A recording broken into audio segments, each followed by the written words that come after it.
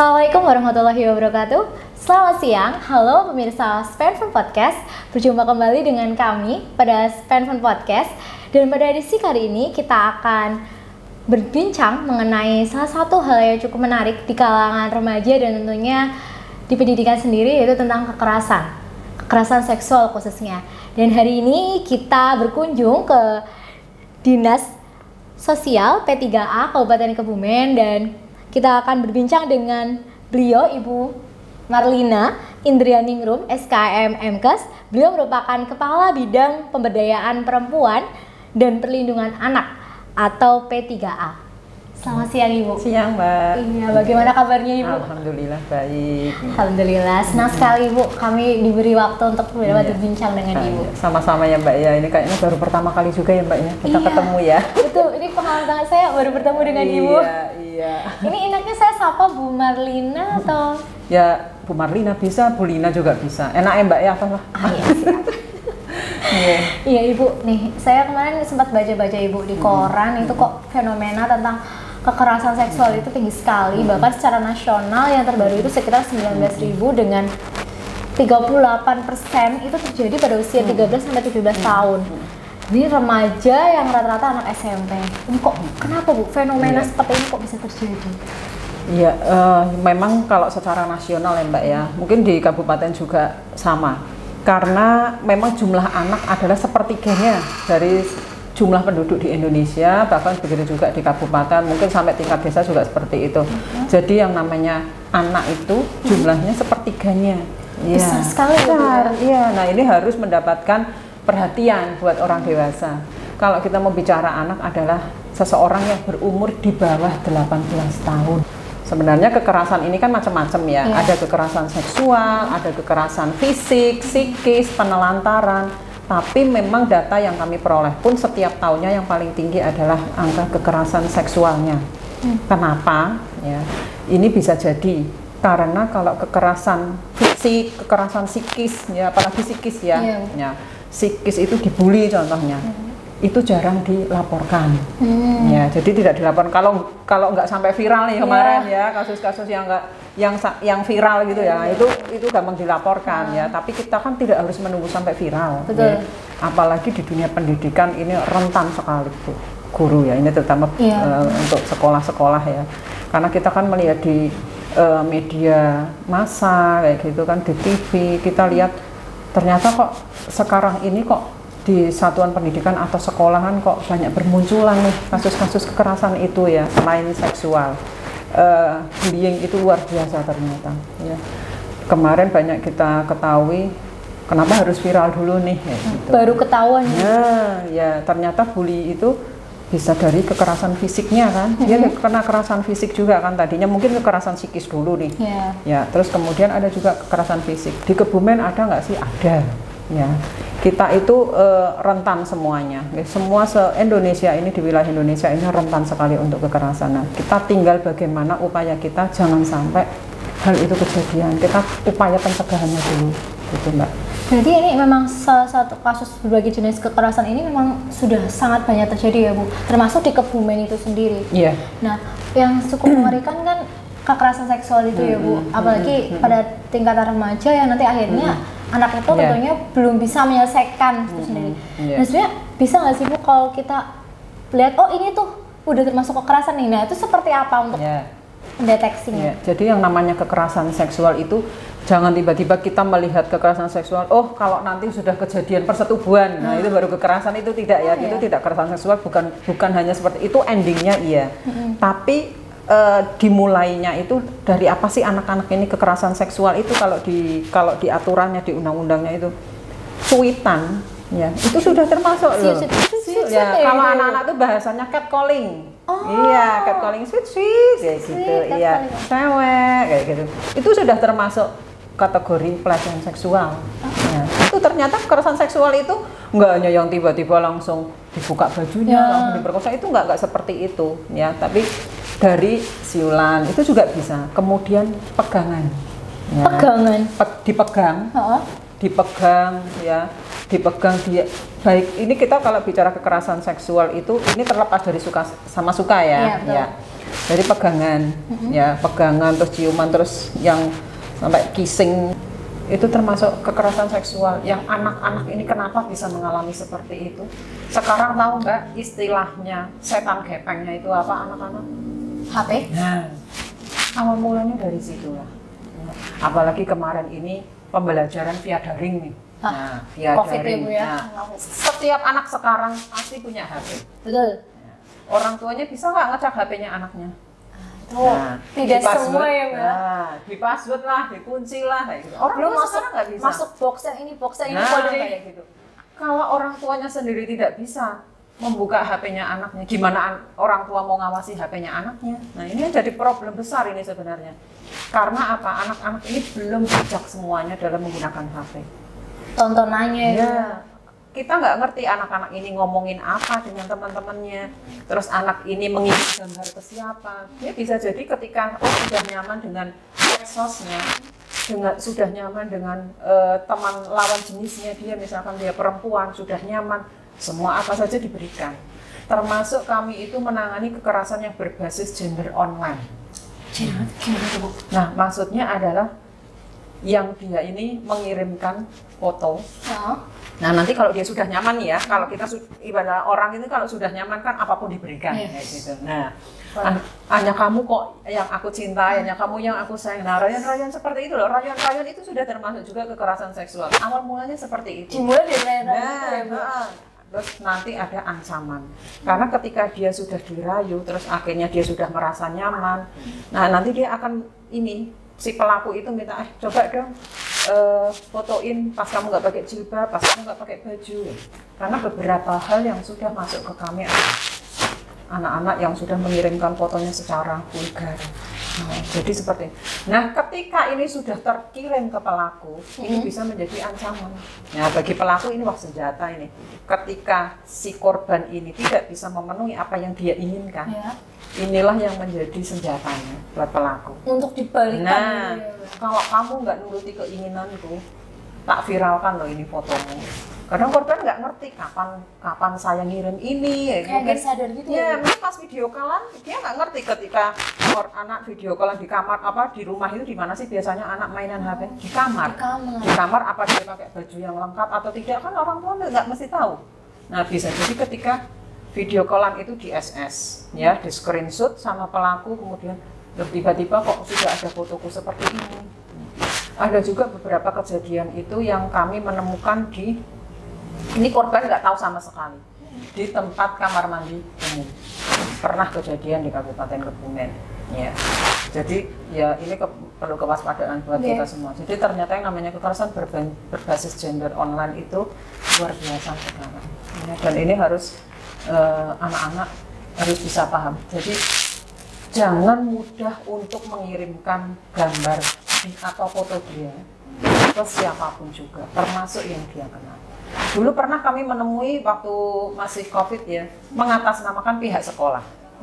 Ya, jadi untuk pemeriksaan kesehatan pemeriksaan kesehatan karena ini via daring, jadi anak-anak untuk pemeriksaan kesehatannya cukup menggunakan HP saja dengan membuka bajunya hanya menggunakan itu kejadian seperti itu. Itu sampai berarti kan tidak hanya satu dua. Iya, ada beberapa tapi kalau tidak salah 6 ya waktu itu 6 karena yang lainnya mungkin merasa orang tuanya kok aneh ya ini ya, akhirnya ditanyakan pihak sekolah dan ternyata itu dipalsukan oleh oknum mengatasnamakan dari pendidik di sekolah tersebut. Ada beberapa memang kemarin kita menemui yang seperti itu. Nah, kembali lagi kekerasan seksual ini kenapa jumlahnya banyak ya? Karena memang kekerasan seksual ini yang artinya masyarakat itu sudah berani untuk melapor. Ya. Jadi kalau kekerasan fisik itu juga ada laporannya, tapi angkanya masih di bawah kekerasan seksual. Nah, sebenarnya kalau yang psikis ini sebenarnya banyak. Tapi kan masyarakat ini, nah sudahlah, yang namanya anak-anak itu kalau di sekolah kan pembuliannya itu kan dipanggil nama orang tuanya, dan dia kan nggak merasa lah ini aku nggak merasa bermasalah kok gitu. Nah, ini nggak dilaporkan, tapi ketika kekerasan seksual apalagi dia sudah hamil gitu ya. Nah, ini mudah untuk dilaporkan. Tapi kembali lagi adalah keberanian si pelapor untuk melaporkan. Nah, kami sudah berupaya untuk menyampaikan ke masyarakat agar speak up, berani untuk melaporkan. Jangan takut, jangan takut. Ya, melaporkan itu bisa kemana saja. Bisa ke sekolahan, bisa dengan temannya, bisa sahabat artinya ya, teman sebayanya. Kemudian bisa juga dengan guru atau tenaga pendidik, bisa juga dengan orang tuanya yang penting ya. Kemudian dengan masyarakatnya ya, atau dengan pihak-pihak berwajib kayak gitu, dengan langsung kepolisian atau langsung dengan kami juga nggak masalah. Nah, kami berjejaring dengan pihak penegak hukum juga, dan kami juga sering mensosialisasikan ke masyarakat untuk berani melapor ketika ada kejadian ya.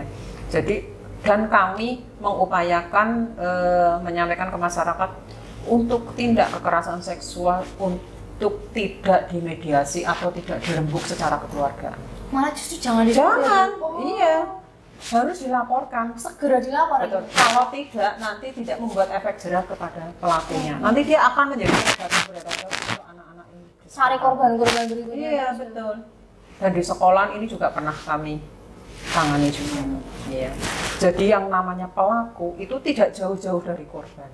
Bisa di mana saja. Jadi Bu, pelaku tidak jauh-jauh dari korban itu maksudnya gimana? Artinya pelaku itu kebanyakan sudah dikenal oleh korban. Malah sudah dikenal. Ya, jarang ya kalau dia tidak mengenal itu kasusnya sangat jarang. Yang banyak kejadian itu adalah dia sudah mengenal. Bisa orang tuanya. Orang tua, lingkungan keluarga itu bisa, Mbak. Kami itu menangani beberapa. Cepet banget ya, Bu ya. Nah, kami menangani itu beberapa kasus itu oleh orang tua kandung, orang tua tiri. Itu kami menangani seperti itu. Ya. Kakak kandung, kakeknya, atau tetangganya. Jadi kenal dengan korban ini. Malah ngetahui secara tahu persis. Iya. Kemudian bisa juga dengan kalau di sekolahan ada juga guru yang melakukan seperti itu atau yang ada di lingkungan sekitar itu. Bisa guru, bisa sesama siswanya. Jaga sekolah juga kami pernah menangani itu. Jadi kebanyakan yang sudah dikenal. Jarang sekali kami menemui kasus itu yang korban ini belum pernah mengenal sama sekali ya. Yang artinya pemerkosaan murni itu jarang. Kebanyakan memang yang dia sudah mengenal, entah yang paling banyak adalah sudah mengenal dan itu adalah pacarnya. Nah, pacar ini kan dia sudah kenal. Atau orang yang baru kenalan gitu. Nah, bisa juga kenal di Facebook, kenal di medsos, ya gitu. Akhirnya dia merasa nyaman. Itu terus berkali-kali diajak, termasuk tadi yang dia membagikan foto, akhirnya dia diancam sehingga dia akhirnya menuruti keinginan dari pelaku. Tanpa sadar dia malah jadi korban. Betul. Ya, nanti nggak tahu kalau sudah ditinggal sama pelakunya tidak bertanggung jawab. Ya, apalagi dia sudah akhirnya hamil.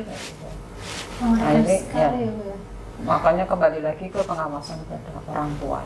Nah ini kan kadang nih ya Bu, kalau misalkan yang seperti tadi dia berkenalan kemudian tiba-tiba mengenal, lalu kemudian dia terjun, apa maksudnya bisa dilihat nggak sih Bu kayak ciri-ciri ketika dia kenalan sama orang baru, oh ini kalau ciri-ciri orang kayak gini tuh dia kemungkinan itu bakalan seperti itu atau bagaimana?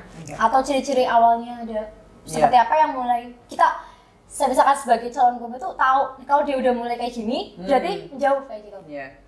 Nah kembali lagi pelaku ini kan akan menggunakan berbagai macam cara ya untuk mendekati korban, karena korban ini nggak sadar nih, dia itu mau ini nih, mau hanya memperalat saya saja. Ini kan kebanyakan nggak sadar. Kalau dia sadar pasti dia tidak akan menjadi korban. Artinya sudah tidak akan melapor lah. Ya. Nah ini biasanya yang sudah ke kami ini sudah kejadian.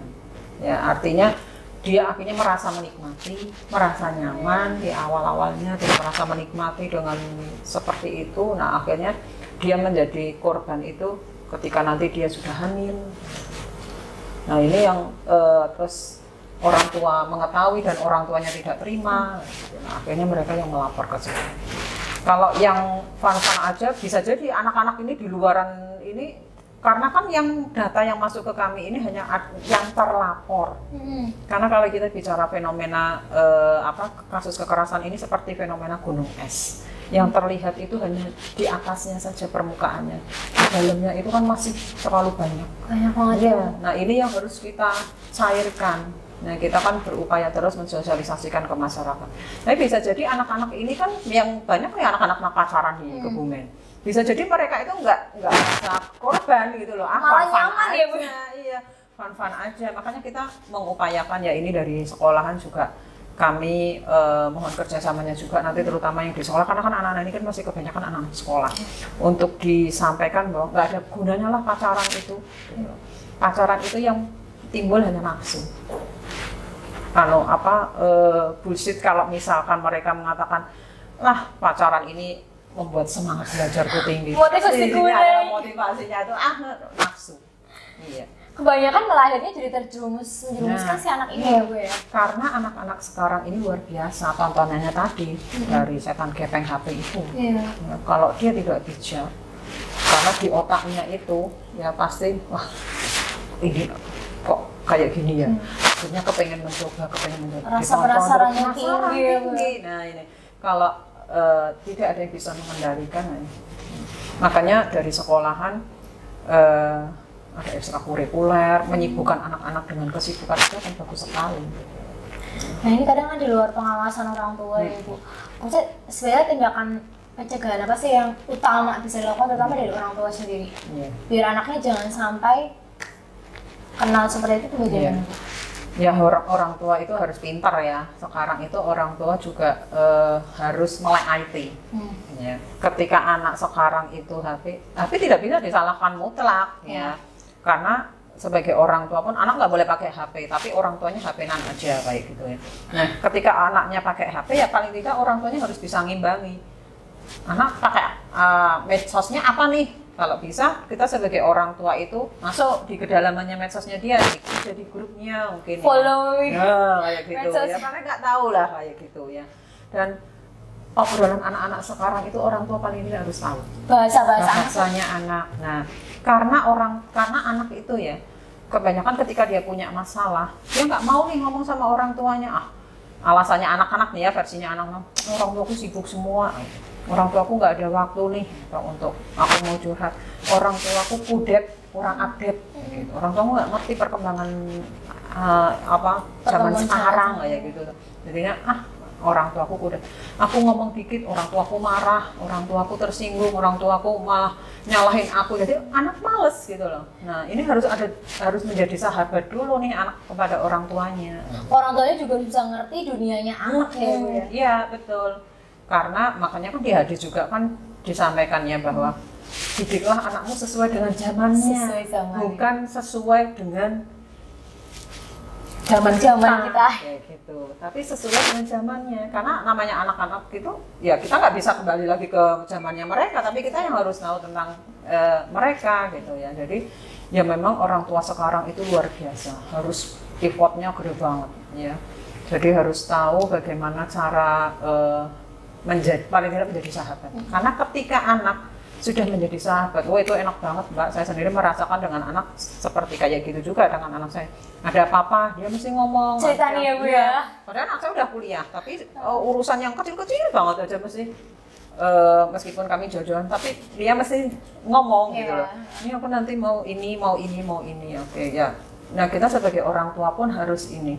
Secapek apapun, sesibuk apapun, ketika anak kita pengen ngajak ngobrol ya kita dengarkan gitu ya. Kita dengarkan tanpa memotong pembicaraannya dia. Pokoknya jadi sahabat aja lah. Ketika anak mau curhat itu luar biasa. Itu yang harus dipahami untuk semua orang tua. Karena ketika kita sudah dekat dengan anak itu akan merasa dekat juga dengan kita, sehingga kita karena nggak mungkin Mbak anak pergi kemana orang tua harus ngikutin terus, nggak mungkin gitu loh ya. Jadi kita tahu orang tua itu harus tahu dengan siapa dia bermain, siapa saja sih circle-nya dia, teman-temannya siapa ya Bu ya, siapa kayak gitu, anak enggak. Kemudian ketika dia pergi, itu perginya sama siapa sih, pulangnya mau jam berapa, itu harus dipastikan.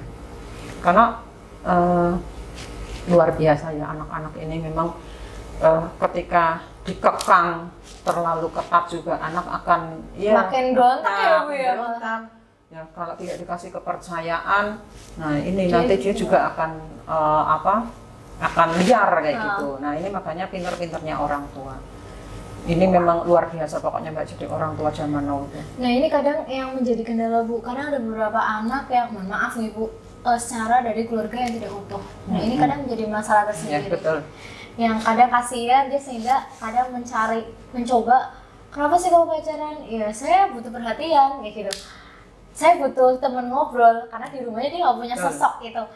Nah ini bagaimana nih Bu? Untuk anak-anak yang seperti itu sebaiknya bagaimana sih? Iya, memang betul sekali. Kami juga menangani kasus-kasus kekerasan anak ini pasti kami lakukan konseling ya. Ketika konseling itu kita tanyakan sih, kamu tuh tinggal sama siapa? Memang anak-anak ini anak-anak yang tidak mesti broken home ya, tapi dia itu tinggal cuma orang tuanya nggak tahu misalkan dia kesibukan, orang tuanya ada harus mencari nafkah keluar kota atau dia dititipkan dengan neneknya, iya neneknya yang sudah sepuh kayak gitu. Nah ini menjadi anak-anak yang paling rentan.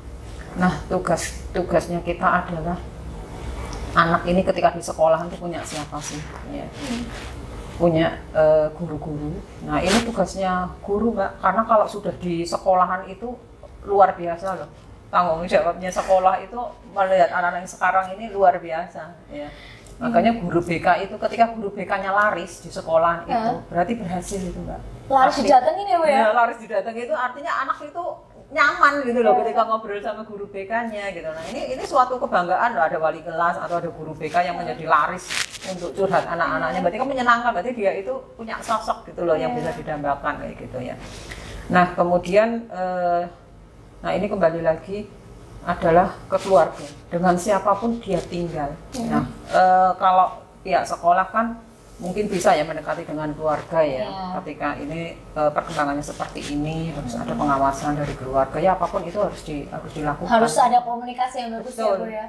Karena kalau kita mau bicara sekolah ramah anak ya, karena ini sekolah ramah anak itu ada 3 unsur. Apa aja ya. Bu? Ada 3 pilar, itu dari muridnya sendiri, siswanya. Kedua adalah pendidiknya, ya. Yang ketiga adalah orang tua. 3 ini harus berjalan simultan. Ya, jadi 3-tiganya ini memang harus berperan. Nggak bisa anak di sekolahan itu kan orang tua pokoknya pasrah kono ning sekolah aku kan harus biayai anakku segini-gini pokoknya pasrah ke sekolah. Sapras jadinya apa ya udah sekolah. Karena di lingkungan keluarga mungkin dari keluarga yang mohon maaf mungkin kurang bagus gitu ya, tapi pasrah dengan sekolah dulu sana sekolah aku karena nggak bisa didik makanya tak sekolahkan di situ gitu misalnya. Karena ada yang orang tua yang seperti itu. Ini nggak bisa seperti itu. Kita harus 3-tiganya ini berjalan bareng kan, gitu. Makanya ada komite kan, gitu. Nah dari pihak sekolah pun juga tadi guru atau tenaga pendidik ini yang harus juga bekerja sama. Jadi 3 ini pokoknya harus kompak ya Bu. Harus kompak gitu untuk sekolah ramah anak seperti itu. Jadi nanti sehingga nanti kasus-kasus kekerasan yang tadi dikhawatirkan itu nggak terjadi lagi ya Bu ya. Dan di sekolah pun ada mekanisme ketika ada kasus-kasus kekerasan itu ada mekanisme nanti penanganannya seperti apa kayak gitu kan. Dan kami terbuka kok di Kabupaten Kebumen ini kan memang kita kan menaungi di bidang itu ya. Jadi kita tupoksi kita adalah terkait dengan perlindungan anak itu macam-macam dari upaya pencegahan sampai ke upaya penanganan. Jadi dari untuk penanganan sendiri di Kabupaten Kebumen itu dari pencegahan itu dilakukan gitu. Iya, kita sosialisasi ke sekolah-sekolah, ke masyarakat, kadang melalui juga media Kebumen TV kayak gitu, radio. Ya, kita lakukan lah semua. Cuma kembali lagi ya, karena kami kan ini kan wilayahnya sangat luas. Sangat luas sehingga mungkin belum semuanya kami bisa menjangkau. Nah ini makanya ketika mudah-mudahan dengan obrolan kita siang ini ya, mudah-mudahan nanti bisa mensosialisasikan lebih luas lagi ke masyarakat kayak gitu. Dan kami harapannya anak-anak di Kebumen terlindungi. Meskipun ada kekerasan, paling tidak bisa langsung ditangani dengan baik. Sebelum terlambat, jangan sampai lebih itu ya Bu. Karena yang namanya pencegahan itu lebih baik. Dan ini menjadi tanggung jawab buat kita bersama untuk melakukan itu. Nah ini Bu, yang mungkin yang terakhir nih Bu, pesan khusus atau dari Ibu untuk kami semua, baik kan karena kadang kekerasan seksual itu tidak hanya laki-laki, tidak ada perempuan ya Bu, juga bisa terjadi pada laki-laki. Bagaimana sih agar kita bisa menghindarkan diri dari hal-hal semacam itu? Jadi ada yang namanya jurus tangkis Mbak, jurus tangkis. Nah jurus tangkis itu anak-anak itu harus paham nih dengan anggota tubuhnya, karena yang paling bisa melindungi anggota tubuhnya adalah anak itu sendiri. Ya. Kita sendiri yang bisa melindungi tubuh kita. Ya. Jadi ada 4 anggota tubuh yang jangan boleh disentuh atau dipegang oleh orang lain. Yang pertama adalah mulut. kedua area dada, Ya. ketiga area kemaluan, Oke. dan yang 4 adalah area belakang, pantat. Ya. Oke. Dan ketika ada yang melakukan memegang atau menyentuh bagian-bagian itu, silahkan anak ajarkan untuk berteriak, paling tidak minimal berteriak. Paling cepat itu ya, Bu ya. Minimal berteriak, ya sampai orang sekitarnya tahu. Mhm. Kalau dia tidak bisa berteriak juga, lari. Lari. Ya, Oke. lari. Anak-anak kan diajarkan lari nih, bisa Ya, biasanya udah berteriak, belajar lari lari itu bisa kan. lah. Nah, ya. Nah, kalau dia bisa bela diri, silahkan. Langsung ya, Bu ya. Langsung saja, karena itu untuk melindungi tubuhnya dia. Nah, kemudian yang terakhir, laporkan. Nah, Harus ini yang berani penting. lapor. Nah, berani lapor. Lapor ke siapa? Ke orang yang ada di sekitar. Ini termasuk ketika kita misalkan melihat nih Bu ada gejala seperti itu juga kita bisa melakukan patah di situ ya Bu. Bisa. Iya. Ketika ada orang yang melihat dia diam saja, ini sudah melakukan kesalahan loh. Dia berarti ikut mendukung setelah Nah, itu ya, Bu? iya. Harusnya paling tidak melaporkan ke siapa kalau tidak berani menangani sendiri. Iya. Nah, kalau itu kejadian di sekolah, silakan laporkan ke orang yang terdekat, misalkan guru atau BK atau siapapun lah yang ada di lingkungan sekolah itu. Yang penting mendapatkan perlindungan. Ya, gitu. Nah mungkin pesan untuk selain untuk itu untuk kami Bu sebagai pendidik bagaimana sih untuk agar bisa melindungi anak-anak atau orang tua dari kasus-kasus ini? Ya, itu tadi 3 unsur itu harus kerjasama yang baik. Ya. Nanti disosialisasikan kepada murid-murid, ya, kepada siswanya bahwa pentingnya untuk melindungi tubuhnya. Ya. Bahwa tubuhmu itu yang bisa menjaga adalah dirimu sendiri. Yang punya tubuhmu adalah dirimu sendiri. Jangan boleh disentuh oleh orang lain.